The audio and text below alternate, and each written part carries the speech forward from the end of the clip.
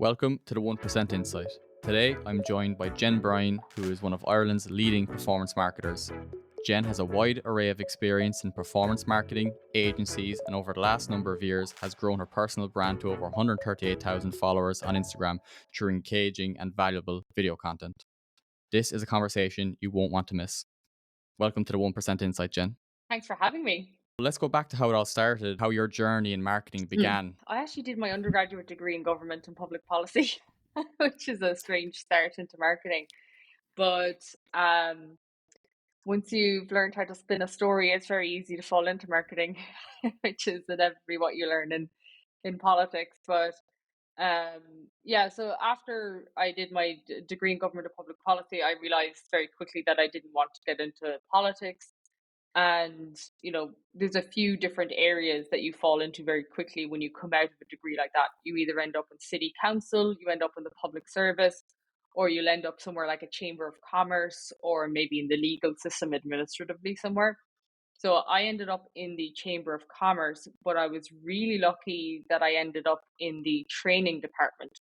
And the reason being is that at the time, this is around kind of maybe 2016, 2017, digital marketing was really starting to take off. I think we were a few years behind the curve compared to the States and other countries. So smaller Irish companies were just starting to pick up on the wave of like really getting out there in terms of marketing. And a lot of the training courses that the chamber was providing at the time were marketing courses.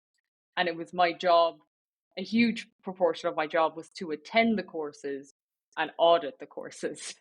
So I inevitably, by virtue of my job, ended up just sitting through a ton of marketing lectures, talks, courses, kind of a lot of QQI certs and things like that. And towards the end of that, I decided that I would like to pursue my master's degree in that. So I went back to college. I did my master's degree in the evening. I joined a digital marketing agency, which at the time was called Click Media Marketing, which is now 3v1.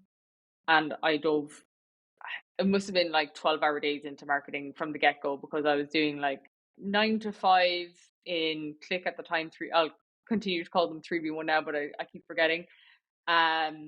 In 3v1, and then I was doing like 6 to 9 p.m. or something like that in CIT doing my master's. So yeah, and then after a little bit of time there, I decided to go out on my own. You mentioned there that during the masters you were working with 3v1, formerly Click. I remember even going Yeah. back to listening to your podcast that you kind of co-hosted. I remember even like a few years ago when I was starting off my degree in college, listening back to those episodes. Kind of like the both of you were really leading the way in terms of Ireland. I didn't see anyone else really talking about digital marketing in that area. Was it the Digital Marketing Scoop you had? Was that the name of the podcast you kind of started off? Yeah. How did that kind of go? Because you were obviously very early to the podcast game back then. Yeah, really early to it. I mean, 3v1 has grown into, like, me and Mark still have a fantastic relationship. We chat and we refer business back and forth and things like that. He's great. And yeah, we were in the really early stages. I believe they've got like a much bigger team now, but there must be at least, I wouldn't be surprised if there's 20 of them at this stage. But there was just three of us at the time, me, Mark, and another guy called Christian. And there was a couple of extra people, kind of that were contractors, I guess you'd call them. Like the team was just starting to be built out, and with a small space out in Douglas, and we turned one of the rooms into kind of like a podcast area. And yeah, I mean, at the time, I don't know if you've seen the podcast that they do since. It's like lovely wooden background, couches, the full proper setup. We were just a table and two chairs and two mics at the time, and it went really well. It was interesting because even I remember one evening myself and Mark went out for dinner, and the waiter was doing a marketing degree and was like, "Oh my god, I know the two of you," and it was the first time that we were like, "Wow, okay, people actually really listen to it." And we had great numbers at the time because, like that, we were the early ones. We were in the door early on, and it's interesting the doors that podcast opened for me from the perspective of when it must have been towards the end, maybe episode 40 something, but I interviewed a guy called Shane McCarthy, who's the chief marketing officer in a company called Sandbox in the US, and interviewed him. Great, thought nothing more of it. And a year later, it was actually Craig, my business partner now, that reached out to me and said, I'd love for you to record some videos. And I was through the jigs and the reels, I realized that Craig had started following me just after I interviewed Shane because he was the chief product officer in Sandbox at the time. And now he was going out and doing his own business. So he had been kind of silently watching my content in the background after that interview, which led to a completely different career trajectory afterwards. But yeah, it's interesting the way the cookie crumbled. After Click, I believe you started up JDigital. Your kind of first kind of out in your own marketing agency before obviously joining up with your current team at Velocity Growth. So like, how did you find that process? Because I guess a lot of the people listening might be very early in their marketing career, might be agency owners, or kind of working in the service-based industry when it comes to marketing.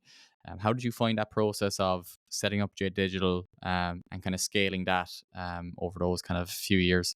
Terrifying.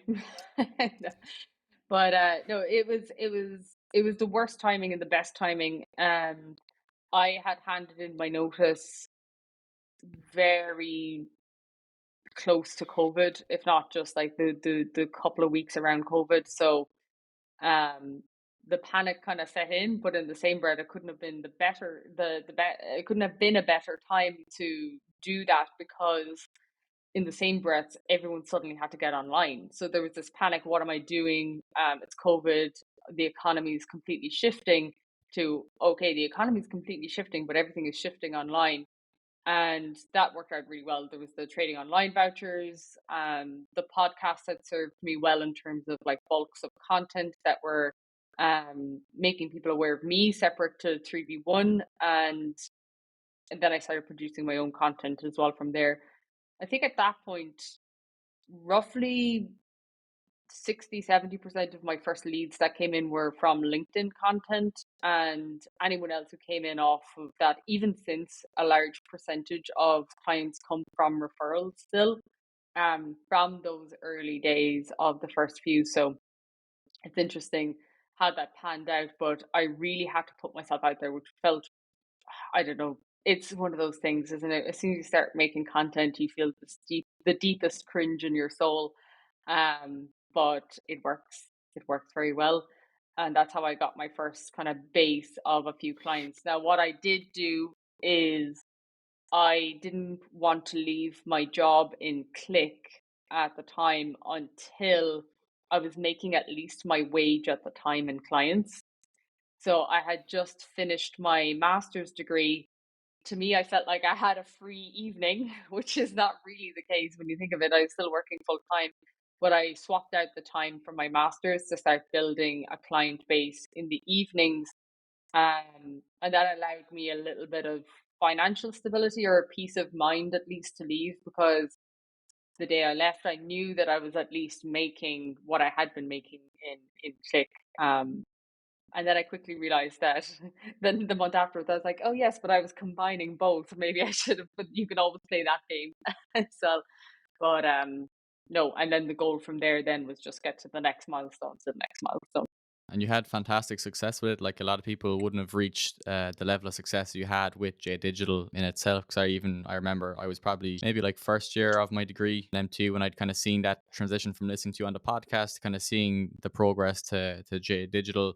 And I thought it was interesting to see someone from kind of West Cork, we're kind of from a similar area down in West Cork, to see Mm, someone doing that in the online space when it's not really something traditionally as a career you see down here in West Cork. Usually it's more traditional focus. That's no. obviously changed since COVID. But so, like, if you to kind of sum it up into like one Yeah. piece of advice for someone getting started in the agency world, getting started offering services to clients in whatever kind of realm that might be, especially in that kind of first year period, what piece of advice do you wish someone had provided you? I actually think it's a lot of the foundation work that you'll do before it, because like I had already put in the bones of a year and a half in an agency in the exact environment that I wanted to build for myself.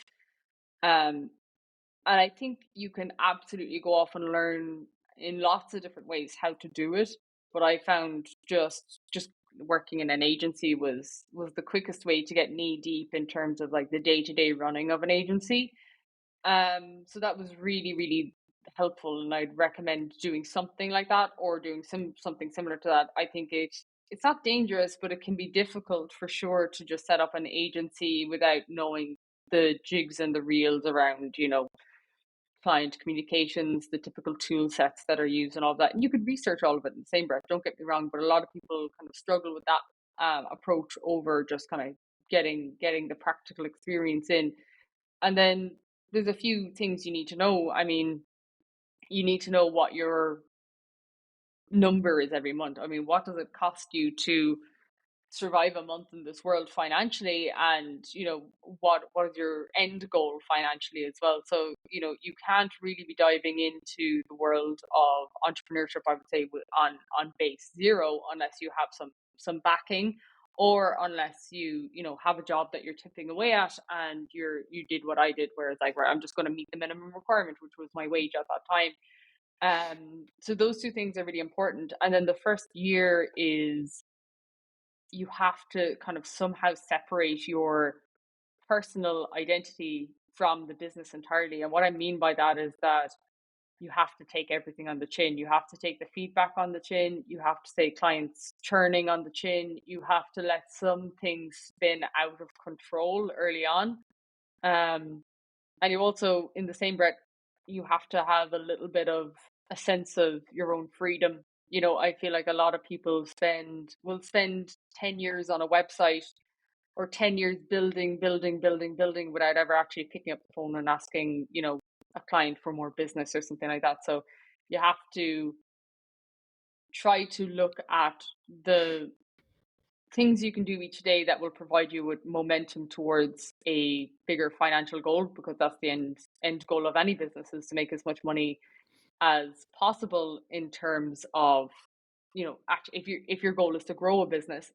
But also, there's equal merit in a lifestyle business where you're like, I just want to make X amount and live comfortably every single month. And I don't think a lot of people assume that you have to do the first option, where you're just growing, and just, like, that can be an immense pressure as well. Early days in velocity growth, for example, we did a round of fundraising in the US, and as soon as you've got investors involved, then you've got immense pressure to do the grow. And that's really suited to some people, but it's not suited to others. So you have to kind of really reflect on what you want from a goal perspective for both yourself, and then also to be able to separate yourself from the business, to treat it as a separate entity that's helping you achieve those goals. Think that's really important because I guess a lot of people, especially in the agency world, you see a lot of it now on online or different areas like that. That there's a Mm. lot that goes on behind the scenes that you have to do to make sure that you're delivering for clients and also retaining them long term as well, and providing them with enough value where they Yeah. say, you know, this is the right company for us to be working with. So there definitely is a lot to it, and not to take it too personal is a great insight when it comes to the feedback, because it will come, and it's a good sign as well. Everyone can progress, and no one has it all Yeah. figured out in terms of their service delivery. And you kind of touched upon their velocity, and how you kind of transitioned then from JDigital into velocity, and kind Mhm. of where you're at now. And that's a kind of a whole different scale in terms of entering the US market. You mentioned their fundraising. How have you found that, and kind of adapting to that role, and serving those kind of like huge clients essentially, especially in the States? Like, is there a big difference between obviously Ireland and the States, and how that's gone for you? Yeah, massive. I guess it's COVID worked. COVID really worked in my favor there for a while, which was, when JDigital got to a point where there was the opportunity to merge with a company called Growth University at the time. And Growth University had been a spin out from the Launch Accelerator. And the Launch Accelerator is quite a well known accelerator program in the US. Um, Jason Calacanis is the lead investor from that group. His portfolio would include things like the early invest. I think he was investor like number 6 or something in Uber, Trello, Facebook, all of these kind of bigger companies. So he made his money early on in the first recession, or not the first recession, the earlier recession, I suppose, in my lifespan, the first recession, in 2008. I believe, and like he has really accelerated now. I mean, when I got involved with working with him and launch first, he was actually nearly available to kind of talk to you and things. Whereas since, I don't know if you've heard of the All In podcast, but he has gone to a whole different level of celebrity since. So that is fantastic to kind of have his name on the business at the time, and the doors that opened in terms of getting investment. But that was a wild experience doing that from Ireland. So when we merged up, we decided to go down the fundraising road. And at the time, we were providing both training services and a little bit of agency services, but mostly like training marketers and in house teams to do this work themselves. And that was going really, really well until Zoom fatigue kicked in towards the end of COVID. And then we kind of pivoted completely into the service element, because we were really lucky to find that people will do training all day. They'll still turn around and ask you to do it at the end of the day. We were able to pivot quickly, and it worked out really well for us. But we trained we trained a ton of companies, and yeah, the fundraising was a wild experience, mostly because it was still based out of San Francisco. And if I had to do that this year, for example, I would have to fly out to San Francisco for 12 to 16 weeks to get that done. Whereas I was able to do it remotely from here in Ireland during COVID. And that came with its downfalls. I mean, it's not a wonderful experience, I would say, to be pitching at 2 o'clock in the morning, Irish time, to investors, just because it's 6 7 p.m. In San Francisco. But that being said, what an unbelievable experience to have. You get the ups and downs of that.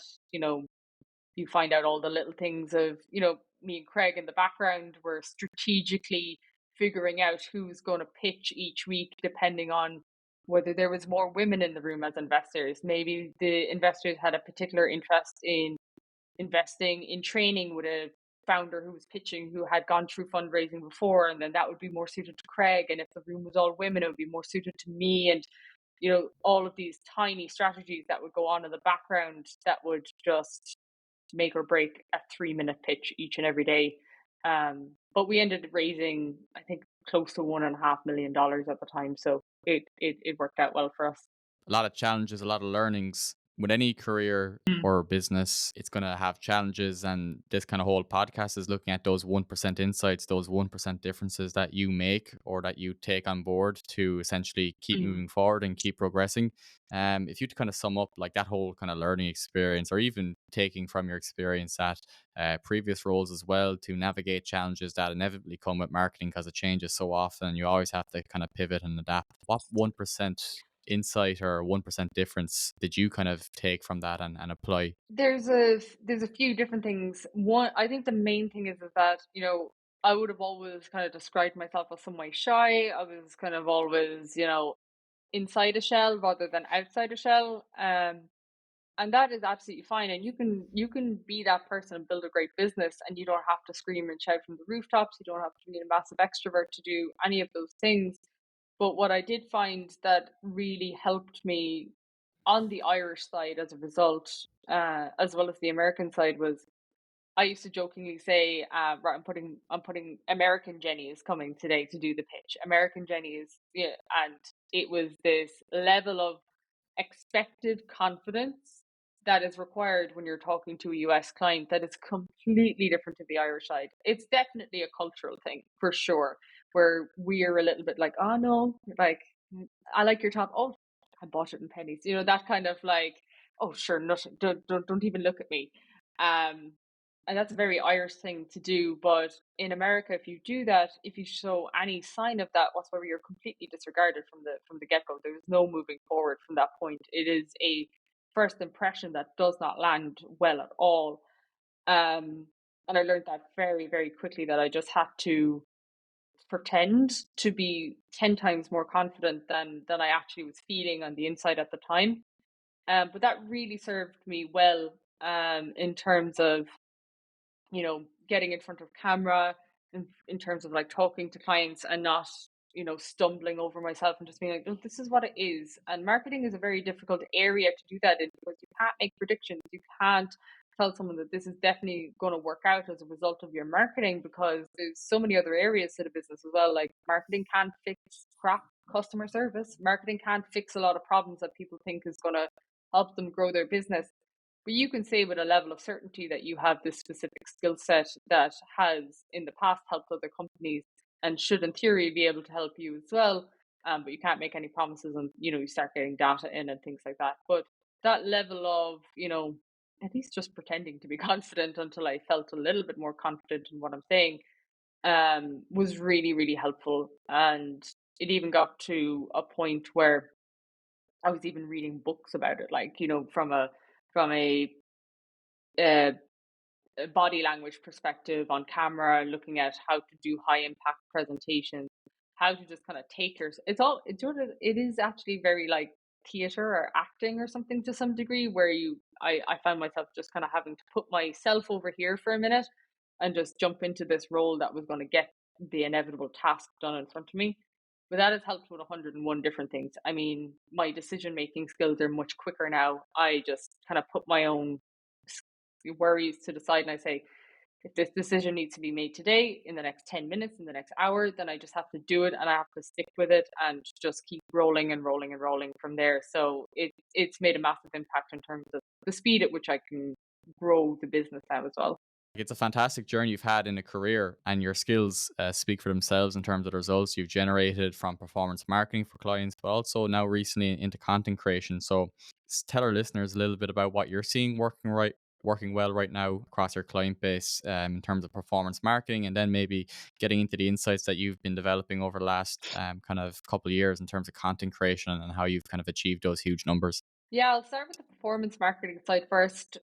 Performance marketing is, I suppose, the easiest way to describe it to people is where it's the style of marketing where you put a dollar or euro in and you're trying to get money back out of the system. It's like I don't want to say a slot machine because that sounds like it's touch and go.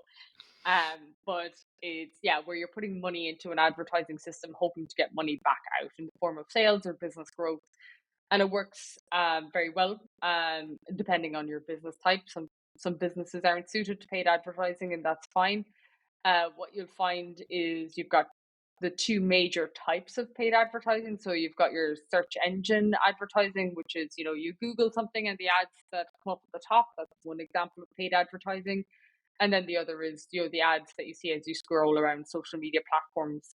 So the social media advertising, and then there's search engine advertising. And the main difference between the two is, on social media, you're putting an advert in front of someone you think might like what you are selling or offering. And then on the search engine side, you're putting an advert in front of people who are actively seeking it out.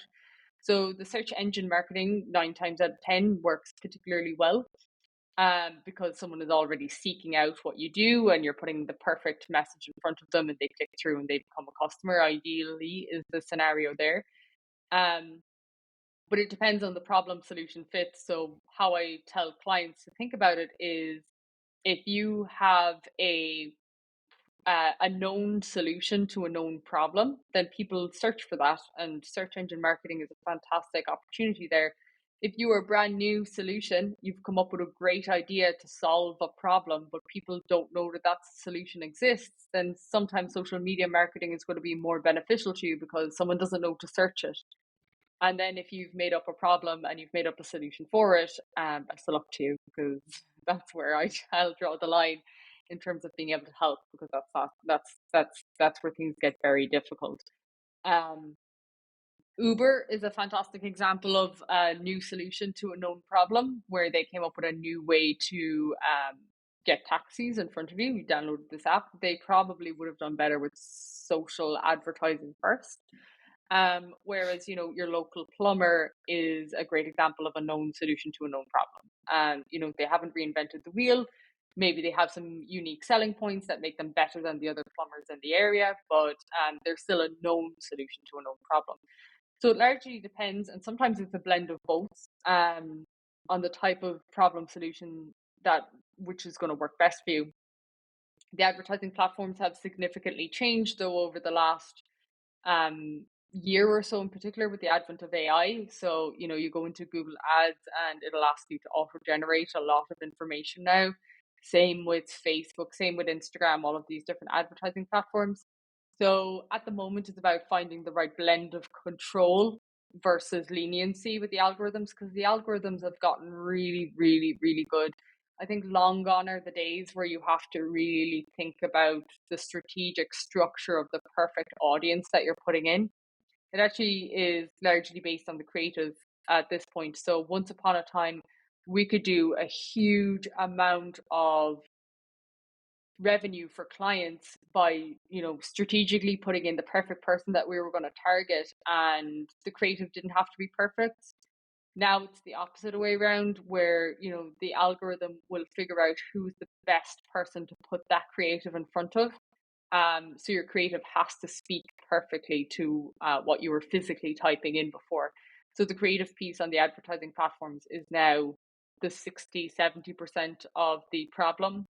Whereas before, targeting and making sure all of that piece was done was the problem previously. So that has kind of flipped on its head, and it's largely come about as a result of the organic structures changing as well, which is where the organic. I was really happy that I really lent into learning more about it at the time when I started growing. So in May of last year, I decided to do. I was doing at the time I was planning on doing 100 days straight. I think I ended up doing 150 something, but I did a video every single morning for 100 days to try grow to 10,000 followers. Instead, I grew to 100,000, which was a nice bump up at the time. But I wanted to learn everything there was to know about creating great content. And there's lots of little things I've taken away from that. You start your video with a hook, you point out the problem, you dip to the solution, and you ideally dip to the solution after the 50% mark in terms of the length of time of the video. The reason being is that you want your retention longer than 50%. And then you add a call to action, which is ideally an engagement of some form, save it, comment, do something, so that you are hitting all of these different points in the head that indicate to Instagram that, or TikTok or wherever, that piece of content is valuable. Um, so yeah, learning about that was really important, because inevitably what I learned was in the first few months, that strategy worked very, very well. I grew, probably the first 60 or 70,000 in the first 5 or 6 months. And that worked fine. That process worked fine. I got a bulk of followers. The same was true kind of for the second 6 months. But the platform in the last 5 or 6 months is really changing, and it's largely down to every single piece of content on the platform is now almost treated independently of how many followers you have. It is completely down to the performance of each independent video.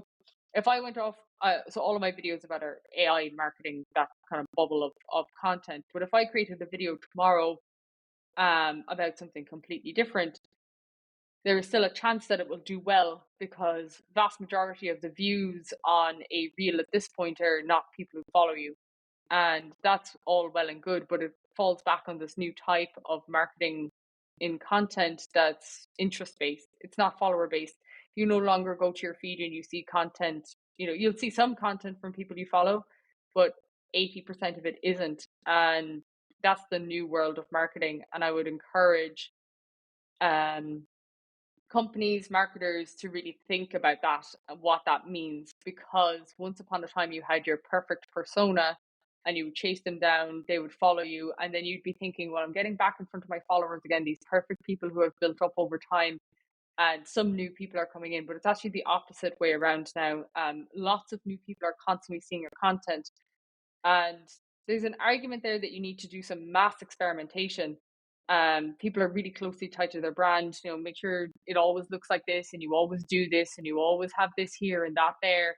And that the marketers who move away from that now, I think, are going to have the best chance for the rest of this year, where they're looking specifically at here's 20 wild different ideas, and I'm going to test them all out and see what sticks and iterate on that, and like have this constant experimentation approach. They're going to do better. In fact, I think yesterday and yeah, it was yesterday and today were the first 2 days of my recording of content that is like completely different. We've already gone through the briefing with the editor where I was like, you're going to see a lot of strange things come through over the next while. All along my videos are very structured. There's an exact flow to them, and I can just see the shifts, and I'm trying to move as quickly as I can with it. But yeah, it'll be telling over the next few months in terms of how well that performs. But yeah, people need to start moving quicker against experimentation in the feed, because figuring out something that works, it's really easy to keep doing that, but you'll only ever stay at that level. You have to keep it. You have to have at least 10 different things that you can fall back on that are working at any given time. At the moment, I probably have two, which is chronically low, um, and that won't fare me well for the next year of growth. So that's the biggest learning I have over the last few months. And the same is true whether it's paid advertising or whether it's content marketing.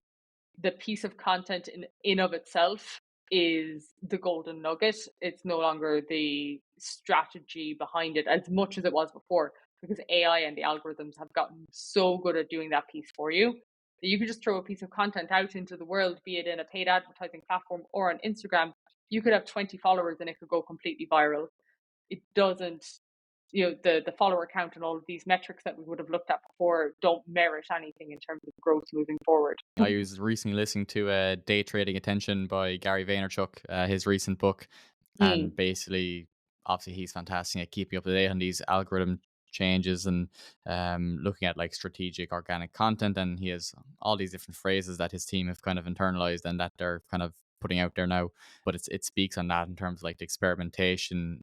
It's going to change again in 3 months. Even I see now mm, myself with the social media platforms for clients like Instagram and Facebook. I noticed, especially this year, more so Instagram are changing so much, like in terms of features, how it looks, how AI is in going into the platform itself. Like I even saw a new feature that they're testing out. I haven't got it myself now, probably come out in the US first, but they're gonna start like a mm. testing reels. I don't know if you saw it, but it came out in the last kind of few days, like where essentially you'll be able Yeah. to post a piece of content and it'll go to non-followers and that will feed into the whole experimentation. So I think there's a whole kind of thing in that where you can test the content beforehand, which will be an interesting one for the platform because will people just keep testing and testing and testing until eventually everything's a successful piece of content on their feed, which will be an interesting dynamic to look at going forward.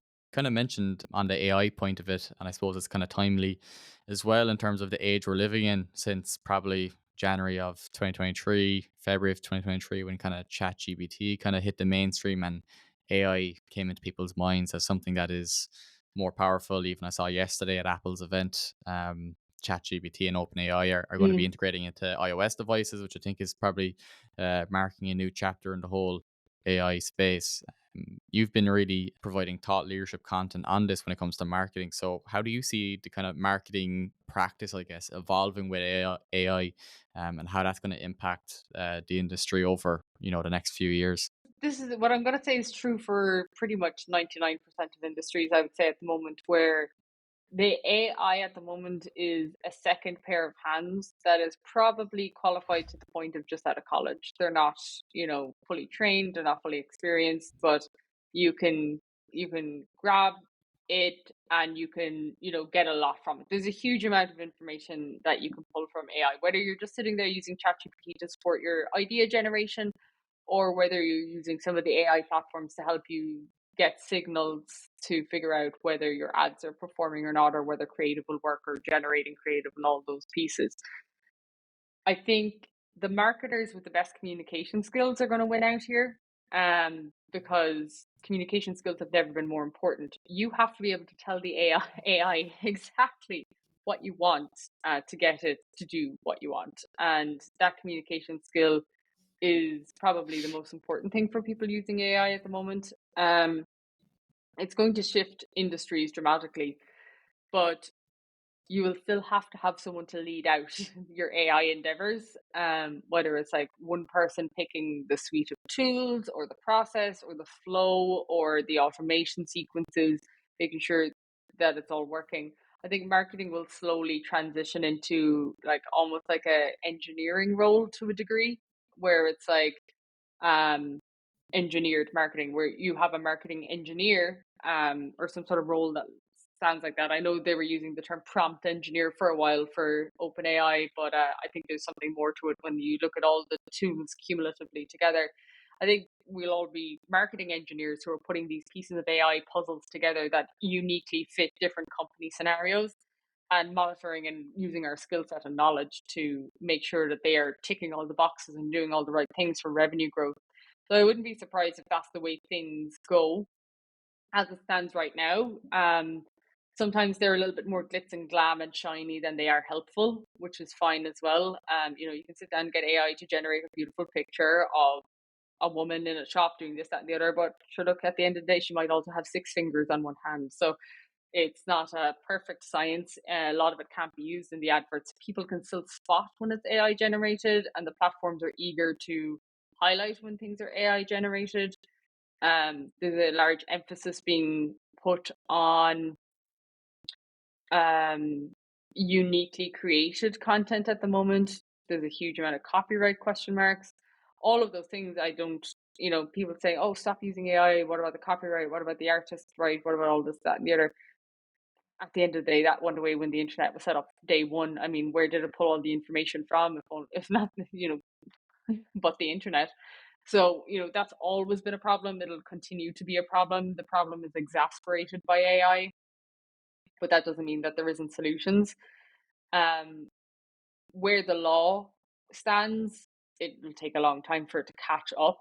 That is always true. I remember when I got my first iPhone, and people saying, "Oh, there's lots of things you can do with this, and the law hasn't caught up yet." And it's the same is true for anything. And there's the dark side to everything. A good marketer is now a great marketer. A great marketer is now an exceptional marketer. A good scammer is now a great scammer. A great scammer is now an exceptional scammer. So there's two sides to every coin. But use it wisely. And I think the main thing that got me almost excited about AI was I was listening to a conversation, and I think it was Sam Altman, and I can't remember who he was speaking to, but he was saying that himself and a few other AI leaders have a group chat on WhatsApp or something, and they were talking about the future of business growth with AI. And they said they have a bet down to see in what year the first solo entrepreneur will be able to build themselves $1 billion business by virtue of being able to leverage AI. And I thought that was really interesting, where, not that long ago, and even now still, I think a lot of people have this concept of, oh, when I hit 20 people, or when I hit 30 people or 40 people or 50 people in my team, then I have a big company. You have this notion of like the number of people in an office around you is indicative of quality of performance or revenue growth, because you have to hire this many people to service the work. Whereas now I think marketers looking at business growth for businesses need to be looking more at how how much they can impact from a human resource perspective as well. So it's like the marketer who can save the company also having to spend hundreds of thousands a year on a marketing department, and where they can fill all of these gaps in between. So I think that'll be a really interesting shift in mindset for people, because at the moment I will go through every automation and AI process that I can look at that will deliver the same or higher quality than a human before I'll hire a human at this point. And I know that there's a level of controversy with that. Absolutely. But I don't know. I just don't buy into AI, everyone freaking out about AI taking everybody's jobs. Everyone freaked out when the internet did the same thing. It's just a completely changed dynamic in terms of how we think about work and life and balance. I mean, once upon a time, everyone was working the land, then everyone was working in industry, now everyone's working in tech. Maybe it'll move into everyone working more creatively or from an engineering perspective, but things are shifting. It'll probably just be the most rapid change we'll see. I always think it's going to be more rapid than it is. I feel like in reality, businesses move far more slowly than you think. I was talking to the chief marketing officer in probably one of the biggest companies in Ireland a few months ago, and I said, "Have you started using ChatGPT yet?" And they said no. We had an intern in, and they started using it to write some of our emails for our newsletter, and it was horrendous. So we scrapped it entirely, and I was like, "Whoa, that's a bad way to make that decision around AI for your business." And in turn, misused ChatGPT isn't probably the best way to figure out that it's not for your business. But I think those who don't use it just opens up the door for those who do. So we'll see. It's going to be an interesting few years and obviously future, but like anything, it constantly changes, and that gives opportunity for those who want to adapt and pivot, and keep an open mind in terms of the growth mindset to use these new practices and test them out at least. What you're kind Mm, of working on now, an exciting, probably by the time this comes out, it'll be an exciting announcement in terms of serving the Irish mm. market and the US market. Yeah, I suppose so. One of the big learnings I've had over the last few months is, we merged together into the Irish and US agency combined velocity growth. That was fantastic. But what you inevitably learn when you're kind of working across different markets is that it is very difficult to message and align with both markets in the same breath. I think that's kind of the same in any industry, but in the service industry in particular. So we're relaunching our Irish agency over the next few weeks. It's going to be called Lemon 7. And yeah, it'll be performance marketing entirely. We're not going to do any content marketing. So it'll all be on the paid advertising side. And yeah, we're taking a different approach to most agencies that you would see at the moment. So pricing is going to be on the site. You're going to be able to select a package that suits your business depending on where you're at, whether you're, an early stage company doing somewhere between under 10K to 50K a month in revenue, what paid advertising should look like at your stage, because you shouldn't be paying more at that point. You probably need less creative turnaround. You probably need a little less budget spent. All of those pieces make for a little bit of a lower package. And then depending on where you're at, there's three different packages we'll be rolling out, which I'm really looking forward to, because I actually pricing is one of those wild west things, isn't it? It's only when you start a business that you realize that everything in the world has made up price. But really strategically reflecting back on the processes, the AI tools that we've put in place, looking where we have a marketing expert led approach versus an AI versus a blended, and figuring out what that pricing we think should look like for people. So that'll be a really interesting piece that I think is. I must have looked at 100 agency websites and I couldn't find a single price anywhere. So putting that on the website, I think, will be an interesting starting point. But also the AI led piece, it's very difficult for me to tell, especially in the Irish market at the moment, with the exception of, the early feedback that I've asked for from current clients as well as potential new clients around what they think of it. It's only when you kind of throw it out into the wild west that you'll figure out how well that will perform as well in terms of the trust factor there around AI. Because I wouldn't trust an agency that was just using all of AI. You need to have kind of that blended approach at the moment. So making sure we nail that messaging down right and stuff. So yeah, it's an exciting time though. These are all the background worries of launching a business, isn't it? 100%. No, it is a totally exciting time, and I wish you and the Velocity and 11-7 team the best luck into the Irish market. I'm sure a lot of people are going to be really happy with the results. If there's anything from the previous work that you've done, so Mm. definitely check out Lemon 7 if you're an Irish person looking for paid advertising over the coming months. What is the one piece of advice you would share with companies based on your experience who are looking to grow in 2024 in a kind of a marketing sense? Throw all the spaghetti on the wall, no matter how big you are. So, if you're starting something new, it makes complete sense to, try out lots of different content, add ideas, creativity. It makes sense to sit down with a big A3 sheet and a packet of markers and figure out tons of different ideas. But, it's all of those companies that have to do that right now that are going to win out over the next kind of year or two in terms of content, in terms of paid advertising. And it's going to be the brands that are kind of rigidly stuck to their brand that are going to find they don't have enough flexibility to move as fast. I think we're with the advent of AI in particular, we're moving more and more into an economy and a market where companies don't necessarily need to be large groups of people like they once were. It'll be, I wouldn't be surprised if the freelance market really, really picks up.